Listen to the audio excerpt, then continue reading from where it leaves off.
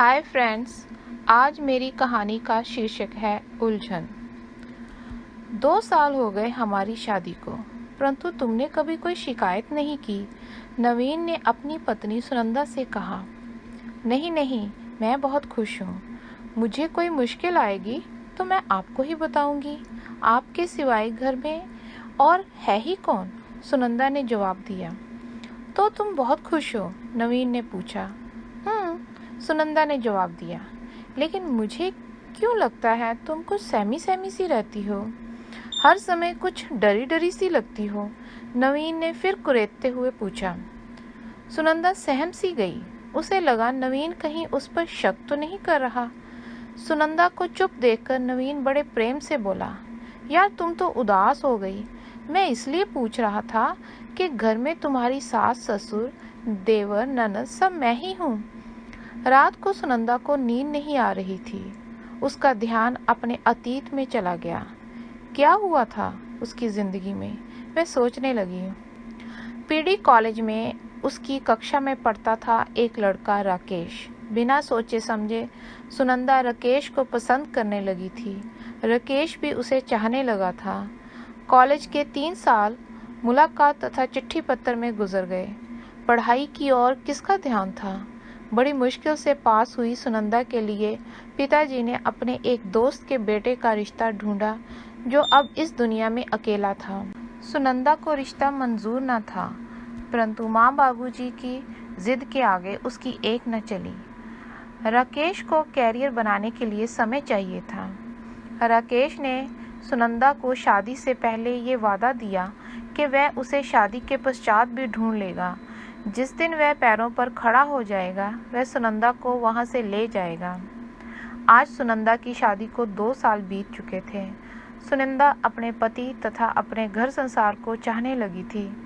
अब वो राकेश को काफ़ी हद तक भूल चुकी थी।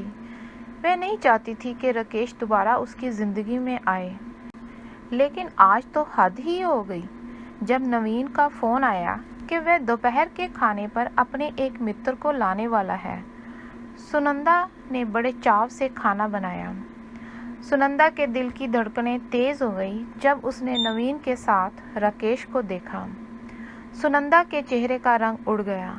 अरे ये लो सुनंदा, तुम तो मेरे दोस्त से परिचित भी नहीं, और मैं सोच रहा हूँ कि तुम एक दूसरे को जानते हो, नवीन ने हंसते हुए कहा। सुनंदा ने झिझकते हुए नमस्ते बुलाई और उन दोनों को ड्राइंग रूम में बिठाकर खुद किचन में पानी लेने चली गई।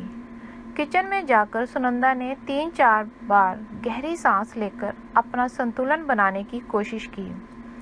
इतने में नवीन अंदर किचन में आ गया और सुनंदा का हाथ पकड़कर हैरानी से बोला, तुम तो एकदम ठंडी पड़ गई हो, क्या बात है, सब ठीक तो है? सुनंदा और डर गई, क्योंकि उसे नवीन का स्वभाव भी कुछ अलग सा लग रहा था। जब नवीन ने सुनंदा को गले लगाया तो उसे पता चला कि सुनंदा के दिल की धड़कन बहुत तेज है। पानी पकड़ते तथा खाना सर्व करते नवीन ने सुनंदा की पूरी मदद की। ऐसे में नवीन ने बहुत सारी बातें बताना ठीक नहीं समझा। राकेश नवीन के ऑफिस में एक निचले पद पर था।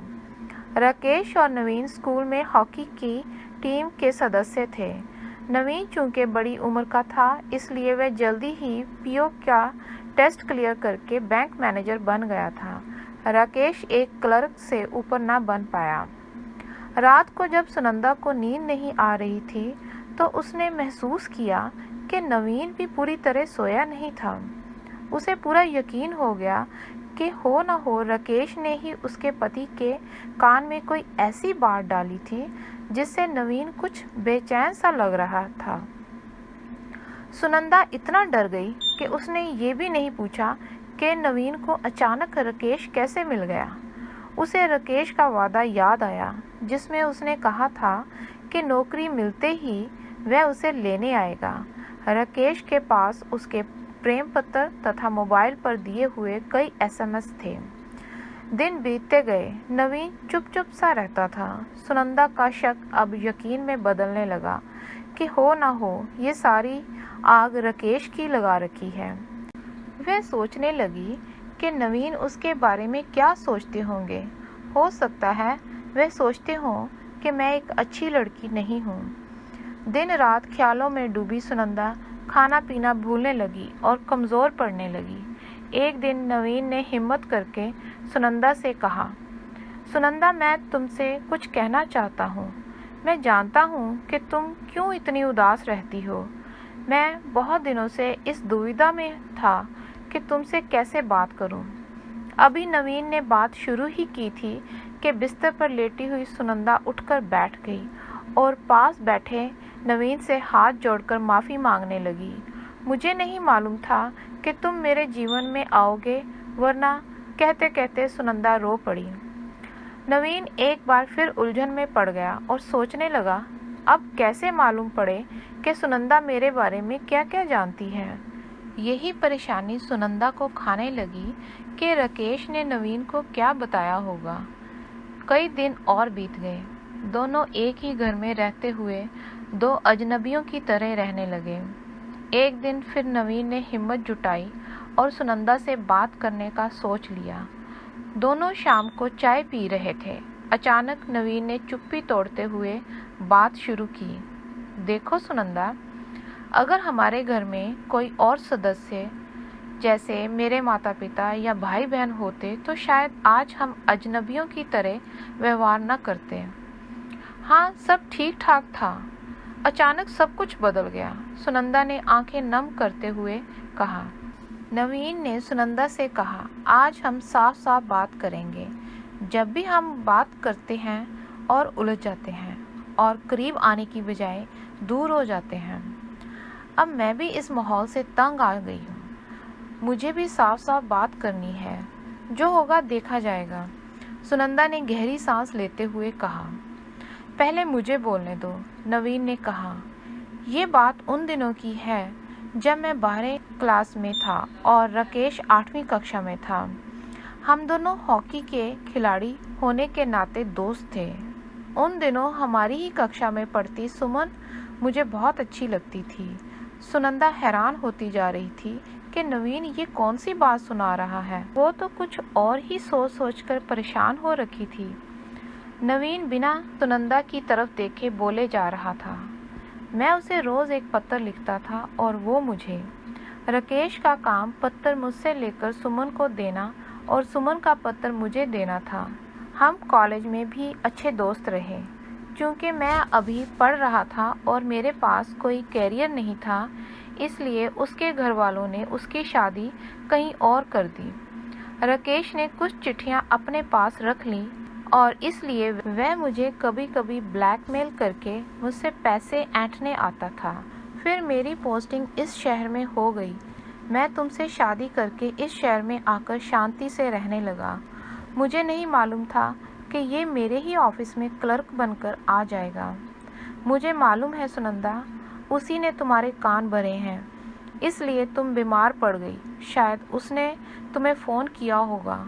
अगर ये सब बातें मैंने तुम्हें शुरू में बता दी होती तो शायद आज इतनी उलझन ना होती। एक ही सांस में बड़े भारी मन से नवीन ने आसमान की तरफ टकटकी लगाकर सब कुछ कह डाला। जैसे ही नवीन ने सुनंदा की तरफ देखा, वह बेहोश होकर गिर रही थी। सुनंदा, मुझे माफ़ कर दो। मैं तुम्हें बहुत चाहता हूँ। मेरी ज़िंदगी में तुम्हारे सिवाय कोई नहीं। नवीन ने कहते कहते सुनंदा को संभाला और पानी पिलाया। कुछ समय बाद जब सुनंदा को होश आया तो नवीन सुनंदा की आंखों में देख पा रहा था और खुद को बहुत हल्का महसूस कर रहा था। नवीन, मैंने तुम्हारी सब बातें सुनी, परंतु तुमने मेरी अभी एक भी बात नहीं सुनी। मैं उलझनों में उलझी तनाव के बोझ तले दबती दबती मृत्यु की ओर जा रही हूँ। मुझे संभालो। कहो सुनंदा, कहो। तुम जो कहना चाहती हो कहो। सच बोलने से इंसान कितना हल्का महसूस करता है, मेरे सिवाय कोई नहीं जान सकता। नवीन की तरफ सुनंदा ने देखा और कहा, मैं भी अपनी कहानी सुनाती हूँ, और राकेश की पूरी प्रेम कहानी सुना दी। नवीन और सुनंदा को बहुत अच्छा लगने लगा। नवीन ने सुनंदा के हाथ को पकड़ा और वादा लिया कि आज से हमारे गहरे प्रेम की शुरुआत होगी। हम किसी भी राकेश जैसे इंसान को अपने जीवन में आने नहीं देंगे। तो दोस्तों, अगर आपको मेरी कहानी पसंद आई हो तो सब्सक्राइब करना और लाइक करना ना भूलें।